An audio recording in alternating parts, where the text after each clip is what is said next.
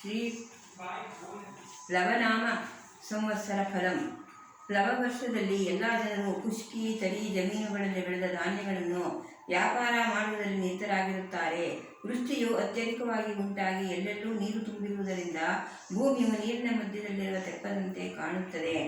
ಆನಂದನಾಮ ಸಂವತ್ಸರದಲ್ಲಿ ಜನರು ಯಾವಾಗಲೂ ಆನಂದಭರಿತರಾಗಿರುತ್ತಾರೆ. ರಾಜರುಗಳು ಸುಖಿಗಳಾಗಿರುತ್ತಾರೆ. ಮಳೆ ಅಧಿಕವಾಗಿ ಆಗುತ್ತದೆ, ಸಸ್ಯ ಸಮೃದ್ಧಿಯಾಗುತ್ತದೆ. ಶ್ರಾವಣನಾಮ ಸಂವತ್ಸರದಲ್ಲಿ ಭೂಮಿಯು ದೇವತೆಗಳಂತಿರಬೇಕೆಂಬ ಹುಲ್ಲುಳ್ಳ ಮನುಷ್ಯರಿಂದಲೂ ಮನಸ್ಸಿಗೆ ಇಷ್ಟವಾದ ಮಳೆ, ಪೈರು, ಪುಷ್ಪ ಇವುಗಳಿಂದ ವಿರಾಜಿಸುತ್ತದೆ. ಭಾದ್ರಪದ ನಾಮ ಸಂವತ್ಸರದಲ್ಲಿ ಮಳೆಯು ಖಂಡವೃಷ್ಟಿಯಾಗುತ್ತದೆ.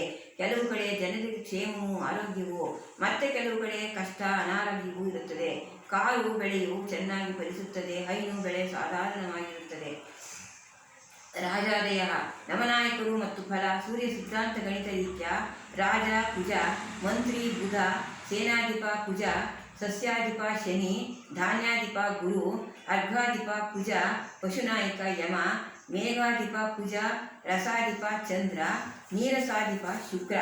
ಕುಜನು ರಾಜನಾಗಿರುವುದರಿಂದ ಹೆಚ್ಚಾದ ಗಾಳಿಯಿಂದ ಪ್ರಚಂಡವಾದ ಅಗ್ನಿಯು ಗ್ರಾಮ, ಪಟ್ಟಣ ಮತ್ತು ವನ ಇವುಗಳನ್ನು ವಿಶೇಷವಾಗಿ ದಹಿಸುತ್ತದೆ. ಮೋಡಗಳು ಮಳೆಯನ್ನು ಸುರಿಸುವುದಿಲ್ಲ. ಪದಾರ್ಥಗಳಿಗೆ ಬೆಲೆ ಹೆಚ್ಚು. ರಾಜರುಗಳಲ್ಲಿ ಯುದ್ಧ ಭಯ. ಬುಧನು ಮಂತ್ರಿಯಾಗಿರುವುದರಿಂದ ಮೋಡಗಳು ಗಾಳಿ ಬಡಿತದಿಂದ ಚದುರಿ ಹೋಗುವು. ಜನರೆಲ್ಲರೂ ಪಾಪಕರ್ಮನಿರತರಾಗಿರುತ್ತಾರೆ.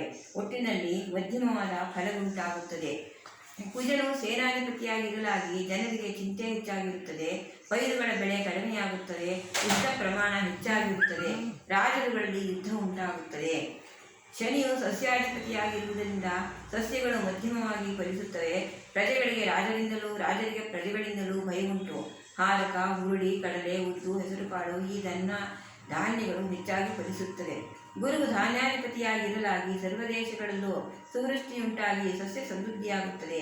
ಗೋವುಗಳು ಹೆಚ್ಚಾಗಿ ಹಾಲು ಕೊಡುತ್ತವೆ. ಕುಜನು ಅರ್ಘಾಧಿಪತಿಯಾಗಿರುವುದರಿಂದ ಮಳೆ ಕಡಿಮೆ, ಗಾಳಿ ಹೆಚ್ಚು. ಖಂಡವೃಷ್ಟಿ ಕೆಲವು ಕಡೆ ಮಾತ್ರ ಬೆಳೆಯಾಗುತ್ತದೆ ಮತ್ತು ಕೆಲವು ಕಡೆ ಪ್ರಜೆಗಳು ಆರೋಗ್ಯದಿಂದಿರುತ್ತಾರೆ. ಕುಜನು ಮೇಘಾಧಿಪತಿಯಾಗಿರಲಾಗಿ ಗಾಳಿ ಹೆಚ್ಚು, ಪದಾರ್ಥಗಳಿಗೆ ಬೆಲೆ ಹೆಚ್ಚು.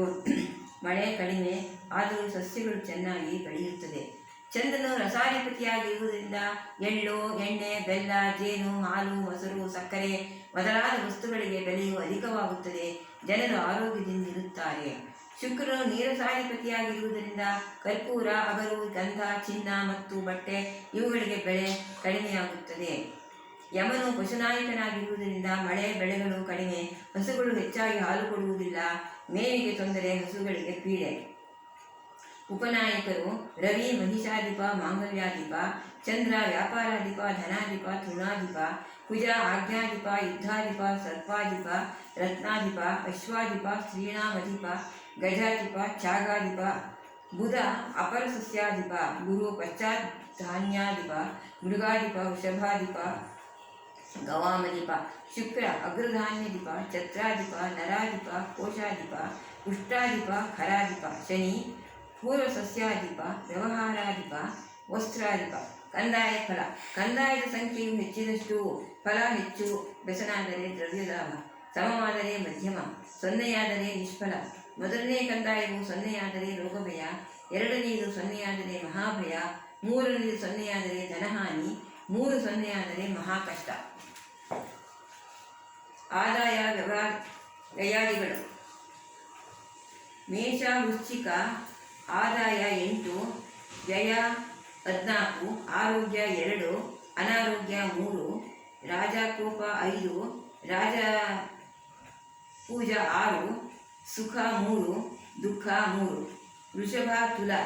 ಆದಾಯ 2, ವ್ಯಯ 8, ಆರೋಗ್ಯ 6, ಅನಾರೋಗ್ಯ 4, ರಾಜಪೂಜಾ 4, ರಾಜಕೋಪ 2, ಸುಖ 6, ದುಃಖ 3.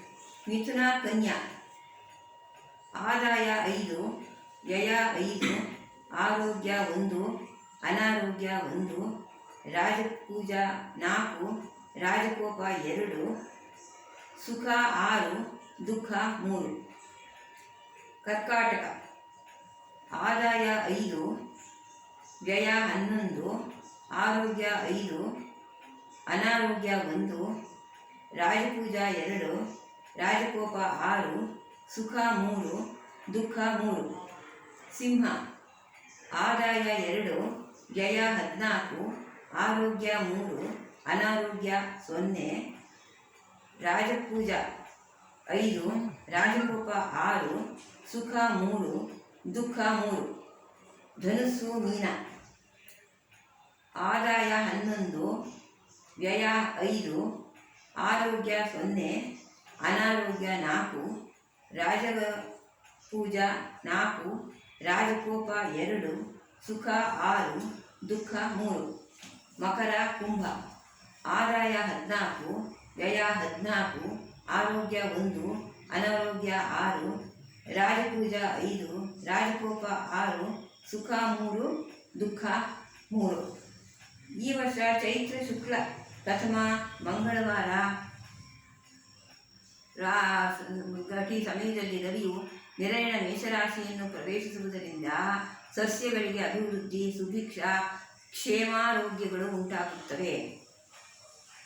ಚಂದ್ರಚಾರ ಫಲಂ ಈ ವರ್ಷ ಜ್ಯೇಷ್ಠ ಶುಕ್ಲ ಪ್ರಥಮ ಶುಕ್ರವಾರ ಬಂದಿರುವುದರಿಂದ ಅತಿವೃಷ್ಟಿ, ಸುಭಿಕ್ಷ ಉಂಟಾಗುತ್ತದೆ. ಪದಾರ್ಥಗಳಿಗೆ ಬೆಲೆ ಹೆಚ್ಚಾಗುತ್ತದೆ.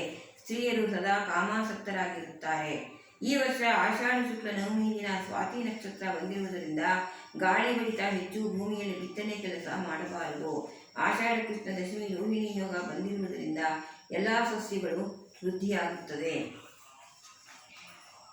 ಸಂವತ್ಸರ ಫಲ ಸಂಗ್ರಹ ಈ ವರ್ಷ ಮೋಡಗಳು ಗಾಳಿ ಬಡಿತದಿಂದ ಚದುರಿ ಹೋಗಿ ಸಾಧಾರಣವಾದ ಮಳೆಯಾಗುವುದು. ಗ್ರಾಮ, ಪಟ್ಟಣ ಹಾಗೂ ವನ ಇವುಗಳು ಅಗ್ನಿಬಾಧೆಯಿಂದಾಗಿ ವಿಶೇಷವಾಗಿ ದಹಿಸಲ್ಪಡುತ್ತವೆ. ರಾಜರುಗಳಲ್ಲಿ ಯುದ್ಧಭೀತಿ ಇರುತ್ತದೆ. ಜನರಿಗೆ ಚಿಂತೆ ಹೆಚ್ಚಾಗಿರುತ್ತದೆ. ಹಾರಕ, ಹುರುಳಿ, ಉದ್ದು, ಹೆಸರುಕಾಳು ಈ ಧಾನ್ಯಗಳು ಹೆಚ್ಚಾಗಿ ಫಲಿಸುತ್ತವೆ. ಎಳ್ಳು, ಎಣ್ಣೆ, ಬೆಲ್ಲ, ಜೇನು, ಹಾಲು, ಮೊಸರು, ಸಕ್ಕರೆ ಮೊದಲಾದ ಪದಾರ್ಥಗಳಿಗೆ ಬೆಲೆ ಅಧಿಕವಾಗುತ್ತದೆ. ಕರ್ಪೂರ, ಅಗರು, ಗಂಧ, ಚಿನ್ನ, ಮುತ್ತು, ಬಟ್ಟೆ ಇವುಗಳ ಬೆಲೆ ಕಡಿಮೆಯಾಗುತ್ತದೆ. ಹಸುಗಳಿಗೆ ಮೇವಿನ ಕೊರತೆ ಉಂಟಾಗಿ ಅಧಿಕವಾದ ಹಾಲನ್ನು ಕೊಡುವುದಿಲ್ಲ ಮತ್ತು ರೋಗಬಾಧೆಯನ್ನು ಅನುಭವಿಸುತ್ತದೆ.